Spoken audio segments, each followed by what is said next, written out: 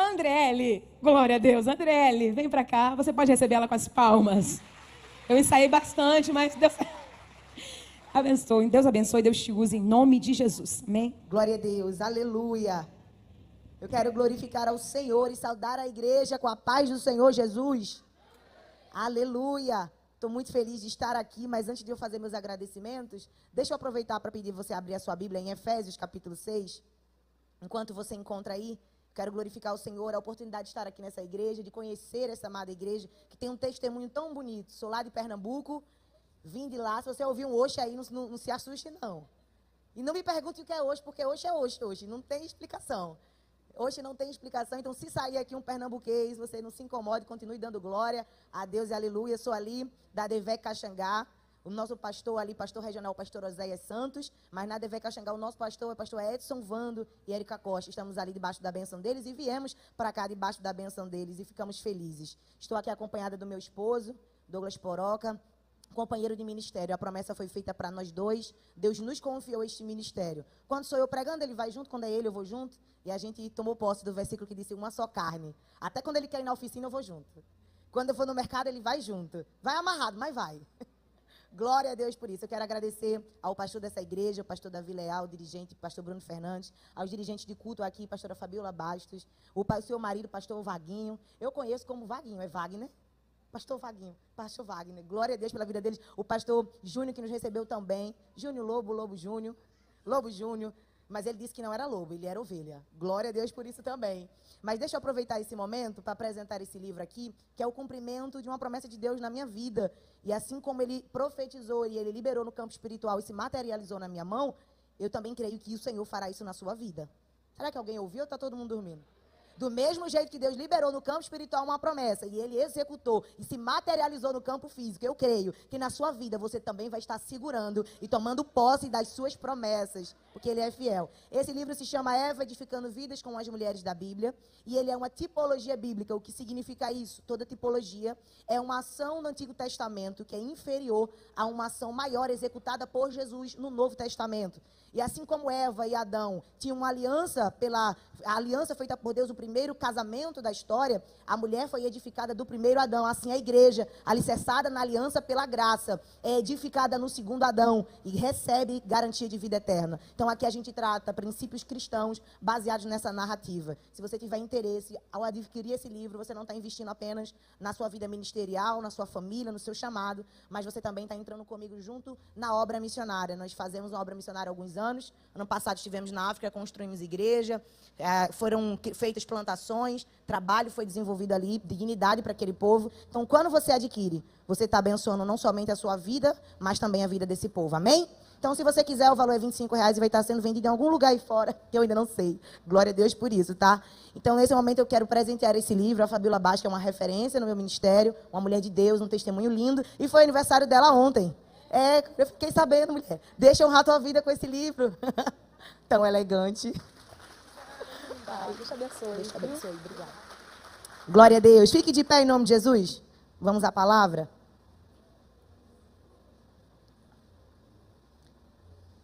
A gente vai ler do versículo 10 ao versículo de número 16 como texto base para essa ministração. Quem encontrou, diga amém.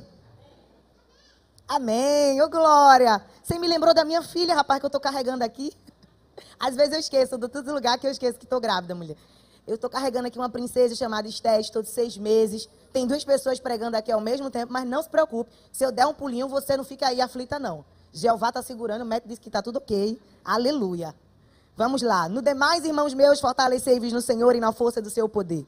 Revesti-vos de toda a armadura de Deus para que possais estar firmes contra as astutas ciladas do diabo. Porque não temos que lutar contra carne e sangue, mas sim contra os principados, contra as potestades, os príncipes das trevas deste século, contra as hostes espirituais da maldade, nos lugares celestiais. Repita comigo, nos lugares celestiais. Isso. Portanto, tomai toda a armadura de Deus para que possais resistir no dia mau. E havendo feito tudo, ficar firmes. Estai, pois, firmes, tendo cingido os vossos lombos com a verdade, vestida a couraça da justiça e calçados o evangelho da preparação da paz. Tomando, sobretudo, o escudo da fé, com o qual podereis apagar os dardos inflamáveis do maligno. Deixe sua Bíblia aberta no assento. Vamos orar? Aleluia, glória a Deus. Vamos orar. Pai eterno, nós te glorificamos por essa igreja, por esta liderança, por este povo crente que está aqui neste horário, numa sexta-feira para buscar a tua palavra, e porque sabe que aqui é lugar que o Senhor resolve causas impossíveis, que o Senhor entra no sobrenatural. Nós te louvamos, Senhor, porque sabemos que a tua palavra é viva e eficaz, e ela penetra, Senhor Deus, em lugares impenetráveis. Ela faz o que ninguém pode fazer, e nós cremos, pelo poder da tua palavra, que aonde nós estamos, o Senhor está presente, e milagres acontecem. Estabelece o teu querer e o teu efetuar nesta noite. Vem com poder e glória, vem com sinais e maravilhas, Espírito Santo de Deus. A tua palavra diz que o Senhor coopera com a igreja, então vem cooperando aqui neste lugar, vai quebrando as cadeias, os grilhões, e vai estabelecendo o teu propósito. E separa nesta noite, Senhor Deus, testemunho para a vida desses irmãos, e que a gente possa ouvir, Senhor Deus, o teu nome sendo ainda mais glorificado. É isso que nós te pedimos, Senhor Deus, faz o que te apraz, faz o que tiver de fazer, mas que seja feita a tua vontade, porque nós não temos e não podemos nada, mas o Senhor é o Deus Todo-Poderoso, aquele que é, aquele que faz, e aquele que está vivo e reina para todo sempre. E por isso nós cremos e estamos de pé, porque tua graça e a tua misericórdia tem nos sustentado. É isso que nós oramos e te agradecemos em teu nome santo, Jesus. Quem concorda, diga amém. Sente dando glória a Jesus. Aleluia. A gente leu um texto bastante conhecido da igreja que vai falar sobre uma batalha espiritual. Mas antes da gente adentrar no texto especificamente, deixa eu fazer um breve panorama histórico para que você entenda exatamente em que situação aquela igreja se encontra. A Epístola aos Éfesos é escrita pelo apóstolo Paulo, e a gente entende que a história dele com essa igreja é uma história muito bonita. Ele se preocupa com essa igreja de uma maneira muito especial. E essa igreja ela é uma referência.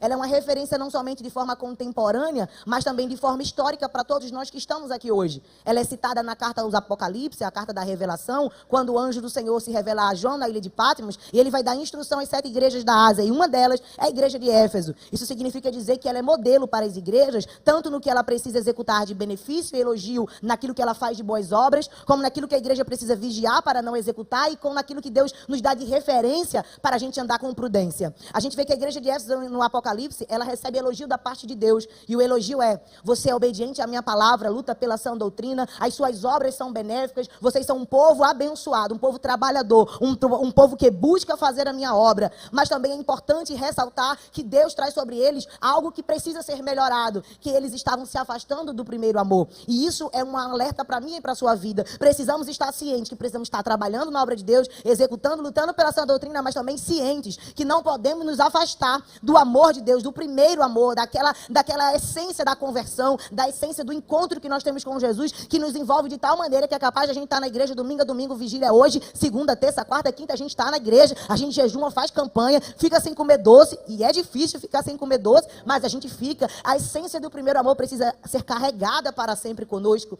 e a gente vê que essa igreja recebe esse auxílio de Deus, um elogio, mas também um alerta para que vigie e para que busque, um chamado a voltar ao primeiro amor. E quando a gente vê o apóstolo Paulo aqui, a gente percebe que ele também tinha um cuidado especial com essa igreja. Ele esteve em sua segunda viagem missionária com Priscila e Áquila ali, e esteve fazendo a obra do Senhor pela terceira vez na viagem missionária. Na sua terceira viagem missionária, ele esteve ali novamente por 3 anos, e ele trazia muito problema para aquela cidade, porque ele tinha bastante influência sobre o povo. A palavra que saía de sua boca reverberava de tal maneira que a influência dele entrava nos campos comerciais. O povo estava tendo prejuízo, a idolatria estava tendo prejuízo, o templo da deusa Diana estava tendo prejuízo, os artesãos estavam tendo prejuízo, então foi levantada uma revolta contra ele, e ele precisou sair daquele lugar. E a gente vai percebendo que quando ele escreve essa epístola, ele está provavelmente preso em Roma. Ele está preso em Roma, mas o carinho, a admiração, o cuidado, o zelo, o pastoreio, a obra que ele executa naquela igreja é tão boa, e ele tem tanto zelo, que mesmo preso, ele continua cuidando da igreja.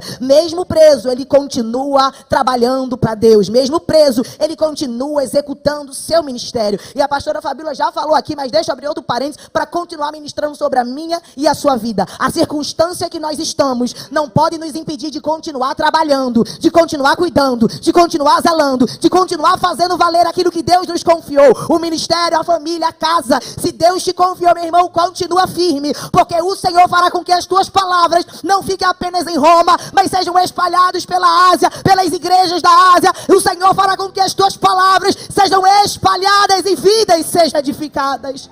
Oh, aleluia!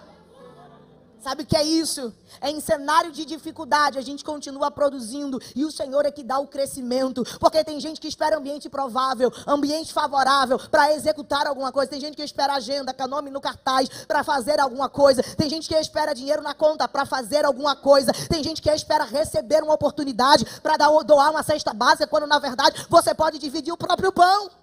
A gente espera ambientes favoráveis, mas a gente aprende com o apóstolo Paulo aqui, que a despeito das circunstâncias, a gente ainda tem muito valor no reino de Deus. Você tem muito valor no reino de Deus. E a gente vê que o contexto cultural que aquela igreja se encontra é um contexto de perseguição, é um contexto cultural de idolatria, de paganismo e também de prostituição. Um ambiente difícil de estar convivendo e vivendo. E vamos concordar que nós estamos inseridos em um cenário igual. A gente sabe que neste mundo o povo vive conforme as concupiscências da carne. Mas da mesma maneira que a igreja de Éfeso se portava com excelência, tinha boas obras e lutava pela sã doutrina, nós como igreja estamos neste mundo, mas não fazemos parte deste mundo. Estamos neste mundo, mas vivemos debaixo da lei de Deus. Estamos aqui, mas no nosso passaporte já está carimbado o visto selado com sangue carmesim. E lá está escrito que a igreja brevemente vai ser arrebatada para os novos céus e a nova terra. Oh, aleluia! Filipenses capítulo 3, versículo 20, o apóstolo Paulo vai deixar registrado: a nossa cidade não é aqui. A nossa cidade é a Nova Jerusalém. Aqui é lugar de passagem, então a gente não se mistura, mas a gente faz a obra de Deus valer a pena. A gente influencia com a palavra da verdade. E agora que você já entendeu o contexto que eles estão inseridos, deixa eu te falar uma coisa. Essa epístola é interessante porque ela trabalha na unificação da igreja, na unidade da igreja, que é muito pregada pelo pastor Silas. Aqui é o tema da igreja Devec. A gente trabalha em unidade, a gente vê como todos os departamentos andam em unidade. E veja só, o apóstolo Paulo, ele começa trazendo elogios à igreja e falando daquilo que ela faz e trazendo alerta para que continue andando em unidade, em pacificidade. Vem falando sobre para a igreja como ela deve se portar. Ele ora para que tenha mais sabedoria, alegria. É uma carta de paz, uma carta que traz a paz para o povo. Mas de maneira abrupta, de repente, ele vai mudar um discurso de paz para um discurso de batalha. Ele vai mudar de um discurso de unidade para um discurso de guerra. Mas essa guerra não é entre os irmãos da igreja. Essa guerra não é entre departamentos. Essa guerra não é contra irmãos de própria fé e nem contra a carne e sangue. Esta guerra é travada no campo espiritual. Essa guerra e essa batalha, ela é vencida também no campo espiritual. Deixa eu te falar uma coisa. Quando ele faz isso, ele traz um paradoxo para mim e para a sua vida. João 16:33 vai deixar registrado o seguinte: no mundo tereis aflições, ou seja, passaremos por provações, problemas, dificuldades, batalhas, sejam elas visíveis ou invisíveis, mas tem de bom ânimo.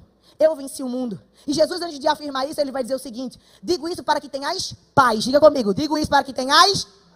Eita, povo crente. Rapaz, eu pensei que ninguém ia falar agora.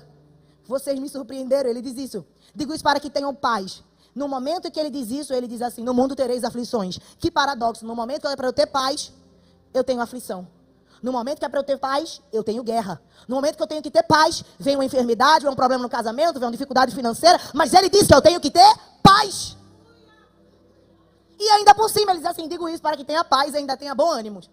Então, como é que a gente faz isso? Como é que a gente vive com isso? Como é que a gente procede com informação dessa? Como é que a gente processa uma informação dessa? Porque a gente não vive baseado na circunstância da terra. A gente vive baseado na circunstância celestial. A gente não vive com as coisas dessa terra. A gente vive debaixo das coisas espirituais.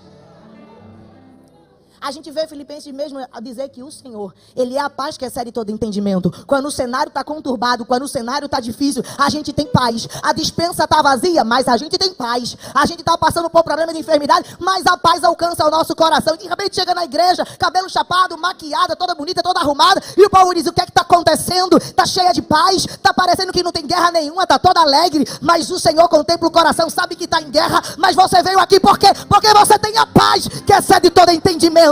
Porque a alegria do Senhor é a sua força. Oh, aleluia!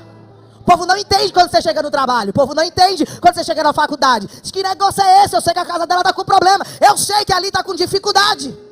Mas a gente não vive baseado pelas coisas da terra. A gente vive baseado pelas coisas do céu. Recebe paz, recebe alegria, recebe gozo. Por quê? Porque neste ambiente tem paz de Deus para a tua casa. E aí, para que você não pense que eu não vou entrar no texto, deixa eu te dizer agora o que acontece nessa epístola. Aqui vai ser travada uma batalha, e ela pode ser visível ou invisível. O apóstolo Paulo diz que não é contra carne e sangue, ou seja, que até aquele vizinho endemoniado, ele não faz aquilo porque é natural dele, mas sobre ele há uma escravidão do pecado, uma escravidão do inimigo das nossas almas, e ele anda baseado nessas influências espirituais. Então até aquele marido, filho, alguém que perturba você, alguma situação adversa, por mais que seja visível, ela sempre começa no invisível. Mas nós estamos falando de um Deus que é espírito. E esse Deus que é espírito, está sobre ele o domínio de todas as coisas no céu e na terra. Esse Deus que é espiritual, ele tem domínio sobre todas as coisas. E ele não perde o controle de nada. Ele é um Deus que entra nas batalhas visíveis, sem a gente precisar tocar um dedo. A gente vê Atos capítulo 12, quando Pedro está preso, e pensam que ele vai morrer, mas ele sai dali liberto pelo anjo do Senhor, e naquele momento Herodes é cheio de chagas. Pedro não precisou tocar um dedo, Pedro não precisou se defender, Pedro não precisou argumentar, mas o Senhor entrou na causa, sem precisar Pedro fazer nada. O Senhor entrou na causa. Como foi dito pela pastora, no capítulo 16 de Atos vai ter um momento em que ele expulsa, Paulo vai expulsar um demônio que estava atormentando aquela mulher, espírito de adivinhação, que estava ali incomodando. Porque vai ter momentos que Deus vai entrar em guerras que a gente não precisa levantar um dedo e fazer nada. Mas vai ter momentos que Ele vai querer que eu e você se posicione no ambiente de batalha, no ambiente de guerra como o apóstolo Paulo, e use da autoridade que Ele deu para mim e que Ele deu para você. Então começa a entender uma coisa nessa noite e aprender algo comigo, para que a gente possa ser edificado. Há momentos que Deus não vai fazer nada, porque eu e você vai precisar fazer, e Ele já nos deu autoridade. Mas haverá momentos que é Ele quem vai tomar a frente da nossa causa, e Ele vai fazer sem você precisar fazer nada. E nessas batalhas invisíveis, a gente que Deus é especialista em vencer. Deus é especialista em executar vitória. Deus é especialista em operar nas batalhas sobrenaturais. Por que eu estou dizendo isso? Porque aqui a gente leu, e você repetiu na hora da leitura comigo, os lugares celestiais. Que lugar é esse? É onde acontecem as batalhas invisíveis.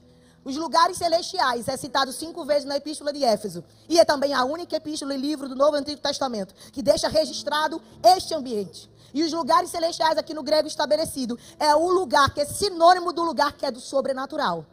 Você já devia ter dado glória. Porque o que o Senhor está dizendo, aonde inicia a batalha, é onde inicia o sobrenatural. Mas lá onde é no sobrenatural, quem tem acesso não sou eu e não é você.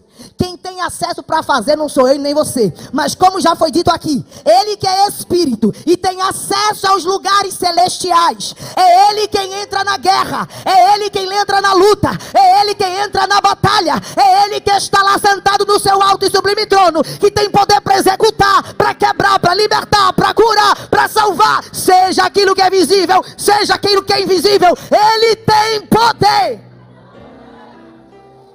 Aí veja, os lugares celestiais é o lugar que ninguém tem acesso, somente quem é espiritual.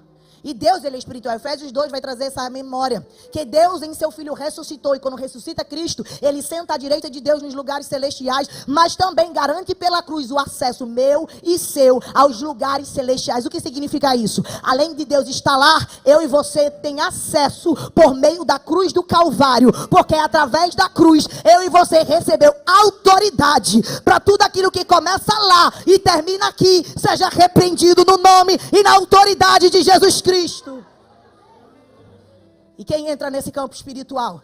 Quem está lá batalhando? A gente entende que existem os anjos bons e os anjos ruins. A gente não veio aqui adorar a anjos, porque isso não é a verdadeira fé. Muito pelo contrário, nós entendemos que os anjos são instrumentos de Deus para servir a igreja. Lucas capítulo 4, quando Jesus ele sai da tentação de Satanás, os anjos vão servi-lo. Isso revela a grandeza de Jesus Cristo, que é o único que deve ser adorado. Vai prestando atenção, porque os anjos são instrumento para serviço da igreja. Tanto que o Senhor fala que Ele lhe dará ordem aos anjos ao meu e ao teu respeito, para nos guardar de todo mal. O Senhor dá ordem a anjo, o Senhor dá ordem a homem, o Senhor dá ordem a coisas e o Senhor dá ordem a pessoas, porque sobre Ele há o domínio de todas as coisas.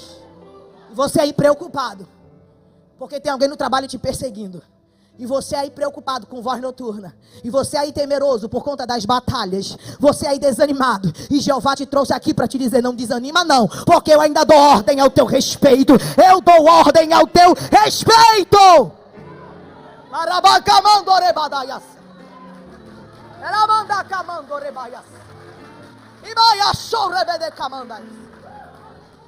Escuta isso. Os anjos bons e os anjos ruins têm acesso aos lugares celestiais porque eles foram criados e eles são espíritos e não têm acesso a um corpo, a uma matéria. Então deixa eu te explicar uma coisa. Do mesmo jeito que tem os anjos bons, tem os anjos ruins. Mas uma coisa é certa e garantida. A despeito do adversário, a vitória já é garantida. No livro de Daniel, capítulo 10, deixa registrado Daniel pedindo há 21 dias em jejum ao que o Senhor trouxesse resposta de sua oração. O anjo aparece para ele e diz assim: Daniel, tu és muito amado, porque há 21 dias eu estou pelejando lá nos lugares celestiais para entregar a tua resposta, mas o príncipe, o anjo das trevas, me interrompeu. Aí o Senhor deu ordem a Miguel, que é superior, para chegar na tua causa, responder a tua oração, porque tu és muito amado, tu és muito amado. Toda potestade que está impedindo a resposta de chegar, eu te repreendo agora, no nome e na autoridade de Jesus Cristo. Oh, aleluia. Você está passando o carro que não sabe de onde vem, está tudo dando certo. Às vezes está a dispensa cheia, trabalho, família, está tudo ok, mas há uma angústia, há uma ansiedade, há uma depressão, há um problema, você não sabe, mas está tendo uma guerra. Mas o Senhor nesta noite está repreendendo os grilhões, porque você é livre, você é livre, você é livre em Cristo Jesus. Escute, eu já estou caminhando para a gente direcionar o final, entendendo essa natureza, entendendo as hostes, entendendo o que está acontecendo. A gente também precisa tomar posse do que Cristo conquistou na cruz do Calvário, do que Cristo operou por mim e por você. Eu preciso que você entenda algo muito interessante. Paulo vai dizer em 1 Coríntios 55 ao 57 o seguinte: onde está, ó morte, o teu aguilhão? Onde está, inferno, a tua vitória? Ora, o aguilhão da morte é o pecado e a força do pecado é a lei. Mas graças a Deus, que por meio do seu Filho Jesus Cristo nos garantiu a vitória. Eu vim da parte de Deus para te dizer: a cruz te garantiu a vitória. Aleluia.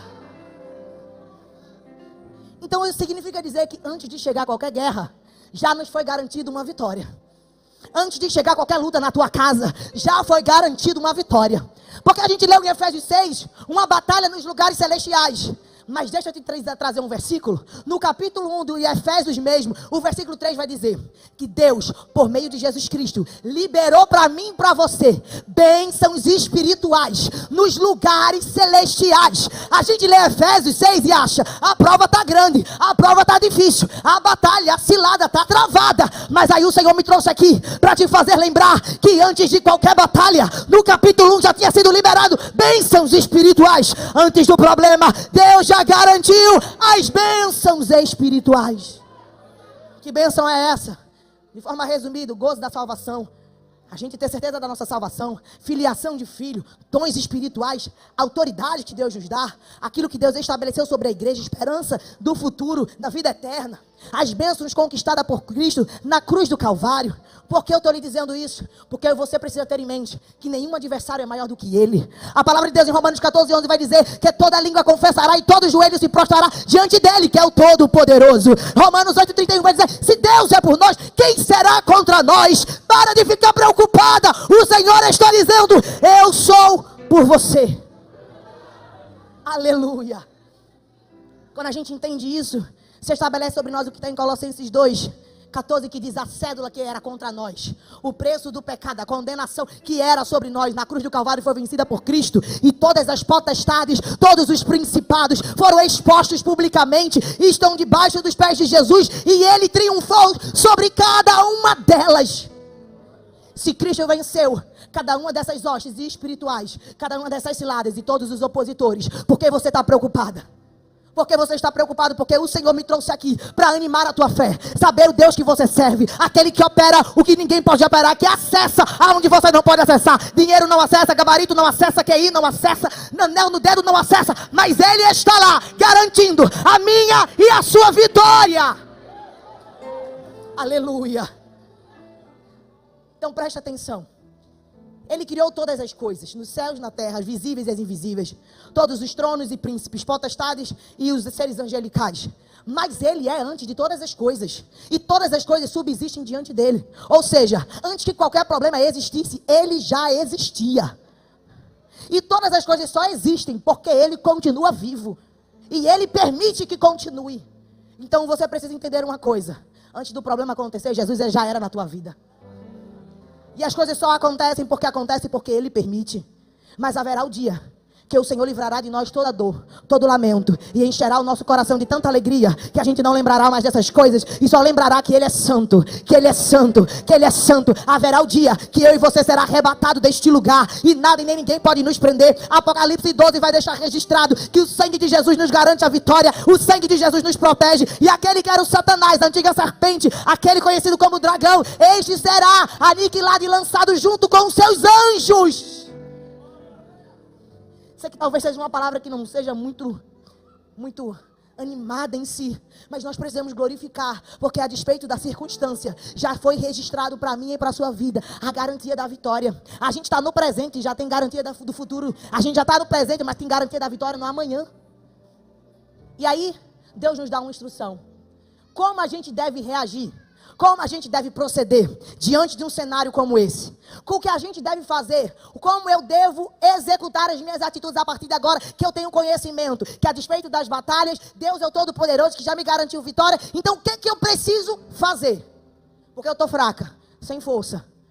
Ele diz, fortalecei-o na força do meu poder. Ou seja, a força não vai estar em remédio, não vai estar em salão de beleza e nem vai estar em comprar roupa nova. A força está no poder de Deus. Assim como o apóstolo Paulo, que o poder de Deus se aperfeiçoa na sua fraqueza. Então recebe força da parte de Deus, recebe graça da parte de Deus, recebe poder de Deus aí. Para quê? Para não parar. Rapaz, o inferno se incomoda com você. Mas em Mateus 16 está registrado, o inferno não prevalecerá contra a igreja do Senhor. O objetivo de Paulo é alertar a igreja de Éfeso, porque ela fazia um excelente trabalho. E você acha que está sofrendo esse ataque por quê? Porque você está fazendo um excelente... Ninguém repetiu comigo. Meu Deus, vocês estão dormindo, né? Glória a Deus. De novo. Vamos fingir que vocês não falaram isso. Porque Satanás está atacando aquela igreja? E porque ataca a minha e a sua vida? Porque a gente está fazendo um excelente... Eita, glória, aleluia. Você está fazendo um excelente trabalho.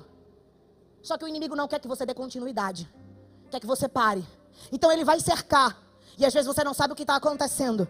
Mas eu vim da parte de Deus para te dizer: o Senhor já entrou em providência. O Senhor já deu ordem ao teu respeito. E tudo aquilo que estava impedindo de acontecer, o Senhor já entrou com providência. Providência. Providência. Providência. Providência, livramento, livramento, livramento, livramento, livramento, providência, ordem ao teu respeito. E o que eu preciso continuar fazendo? O que eu preciso fazer mais? Porque além de estar sem força, eu não sei o que fazer. Deus deu autoridade aos discípulos, aos 12. Em Lucas 9, quando ele envia os discípulos, ele vai dar autoridade para curar enfermos e expulsar demônio. A gente vê em Marcos, como o pastor disse, que os sinais seguiriam aos que creem. Era a ordem de Deus para o evangelismo e a obra missionária, dizendo assim: eu também vou dar autoridade para vocês, para expulsarem demônios aonde chegarem. Em Atos capítulo 2, versículo 2, a igreja que é batizada em Cristo, vestida em Cristo, recebe revestimento espiritual, dom de Deus para o batismo e para expulsar demônios. O que eu estou querendo que você entenda? O Senhor já te deu autoridade contra tudo que se levanta na sua vida. Você vai chegar naquele trabalho e a potestade vai bater em retirada. Você vai chegar naquele lugar, naquele hall, naquele lugar do evento. Quando você chegar, a autoridade de Deus vai expulsar toda a legalidade do inferno. Deus te deu autoridade. Repita comigo: Deus me deu autoridade. Então está na hora de começar a exercer a autoridade. Legalidade não, autoridade. Autoridade. Ah, mas eu estou enferma. Você sabia que existe espírito de enfermidade? O apóstolo Paulo deixa registrado que o espinho na carne dele, ele acreditava que era um mensageiro, um anjo de Satanás, que trazia esse espinho na carne dele. Então a gente precisa entender que as nossas guerras não se militam só aqui não. Se milita no campo espiritual. Fique de pé em nome de Jesus. Por quê? Porque além de Deus nos dar autoridade e já ter nos garantido, ele disse: portanto, tomai toda a armadura de Deus, para que possais resistir no dia mau. O que é que você precisa fazer em terceiro lugar? Você precisa entender que já está disponível. Você só precisa pegar. Me diga uma coisa: essa água está disponível, sim ou não? Sim ou não, igreja? Mas eu pego se quiser, sim ou não? Deixa eu aproveitar para dar um golinho. Está disponível.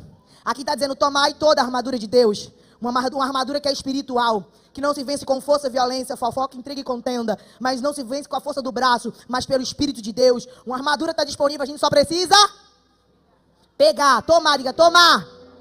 A gente só precisa pegar e tomar. Por quê? Se só precisa pegar, só precisa tomar, significa que está disponível. Sabe o que o Senhor está dizendo? Você só sai daqui desse jeito se quiser, porque está disponível poder e graça, está disponível revestimento espiritual. Toma, pega, recebe, porque está disponível. Abre a tua mão, porque eu vou dar lugar, eu vou profetizar, abre a tua mão, porque o Senhor está disponível. Você pega se quiser, então abre e recebe, porque o Senhor está dizendo, está disponível, pega, está disponível, poder de Deus. Para quê? Para não resistir. Então você vai olhar para o irmão do lado e vai dizer assim: resista. Agora de novo, com fé e com voz de profeta: resista. O que é isso? Opor-se a uma tentativa de paralisação. Se posicionar. Você não vai parar, você vai resistir. Você vai resistir porque não é o seu fim. A igreja de Éfeso é citada em Apocalipse porque ela não parou, ela continuou resistindo. Você vai resistir, você vai resistir, você vai resistir, você vai resistir. Há uma resistência espiritual nessa noite. Resistência. Para finalizar, o último versículo. Tomando sobretudo o escudo da fé. E eu acho interessante porque o apóstolo Paulo diz assim: sobretudo, ou seja, não adianta nenhum outro artifício da armadura espiritual se você não tiver a fé. Capacete não serve, espada não serve, calçado não serve, couraça não serve se você não tiver fé. Porque a fé vem pelo ouvir a palavra de Deus. Sem fé é impossível agradar a Deus. Pela fé nós somos edificados, pela fé se opera o dom de maravilhas e cidades, porque Cristo é o alicerce, o fundamento da nossa fé. E quando o escudo está rachado? E quando o escudo está com problema? E quando o escudo da nossa fé está com dificuldade para crer que Deus pode fazer? Existia algo que os soldados romanos faziam para a manutenção do escudo. E o escudo aqui é de guerra. Uma armadura que se usava 24 horas por dia. E o que é que eles faziam? A primeira coisa que eles faziam era a manutenção do escudo. Revestindo o couro do escudo com azeite, com óleo. Para que ele não rachasse. Sabe o que o Senhor está querendo fazer nessa noite? Derramar sobre você uma unção nova, uma graça nova para lubrificar o teu couro, que é o Cordeiro de Deus que tira o pecado do mundo, aquele que reveste a tua fé. O Senhor está derramando um azeite novo, uma unção nova, para que a tua fé seja alicerçada nele, para que você não pare e não desista. E a segunda coisa que ele precisava fazer para a manutenção do escudo, era em tempos de guerra, molhar o couro, molhar o escudo. Por quê? Porque quando os dardos inflamáveis do maligno vinham e batia no escudo, ele estava molhado, então a chama apagava. Na cultura romana, quando eles viviam, o ídolo que eles tinham, chamado Eros, Deus da paixão, era aquele que lançava a flecha com chama de fogo para atingir aquele povo. Mas o escudo, faz assim, pega o escudo hoje está recebendo azeite e água do Espírito, porque você não vai parar, você não vai retroceder, mas você vai avançar, você vai continuar, porque o Senhor conta com você, o exército conta com você. Aleluia. Então você já aprendeu algumas lições aqui. Quando você chegar em casa, coloque em prática em nome de Jesus. Deixa eu aproveitar os 10 segundos que me restam. Aleluia, esse tempo passou tão rápido.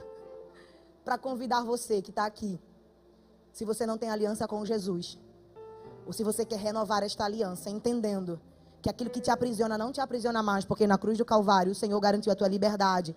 Aquele que te condenava, o acusador da tua alma, ele não tem direito sobre a tua vida. O Senhor não te condena, Ele te ama, Ele te perdoa, te lava, Ele constrói para você uma linda história. Você chegou aqui atrás de resposta, e o Senhor me trouxe para te dizer: você só vai ver a solução do teu problema quando você me tiver como único Senhor e Salvador da sua vida. Então, como eu não tenho mais tempo, deixa eu aproveitar. Eu vou contar até 3, que você receba coragem, que os grilhões que prendem te soltem agora em nome de Jesus e você sai do seu lugar. Não espere mais tempo, eu vou contar até 3. E se você está aqui, venha, porque o lugar da providência, da libertação é no altar de Deus. Eu conto 1, sai do teu lugar. Sai do teu lugar, se você quer fazer uma aliança com Jesus. Se você quer voltar para Jesus, eu conto 2. A escolha é sua. Você que toma a decisão, a guerra está grande, mas o general de guerra, o Jeová Sabaote, é o único que pode entrar na tua causa. Eu conto 3. Sai do teu lugar. Se você está aqui, Deus é o único que pode te libertar. Em nome de Jesus, sai do teu lugar. Enquanto você se desloca daí, se você está aqui, Sua perna está tremendo, seu coração está tremendo. Se você sabe que o Senhor está falando contigo, não deixa para amanhã, porque o amanhã Deus pertence. A gente só tem o aqui e o agora.